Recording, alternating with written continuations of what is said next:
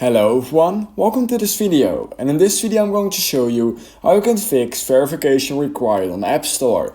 So you are actually getting this message for a really good reason, and the reason why you're getting this error is because you have a subscription running over on the App Store but you don't have a way to pay it, meaning that you are basically running into debt, or you're just basically not capable of paying that subscription because there's no active payment method. And that's why, and then just Apple basically blocks your entire App Store and you won't be able to download anything before you fix that issue.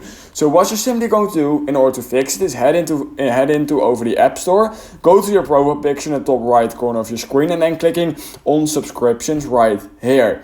Now wait for it to load and then click on your subscription that you are currently wanting to pay, or just that is currently just trying to renew itself, however you don't have a payment method. What you then simply want to do is click on that subscription just like this, and you're simply going to click on cancel subscription.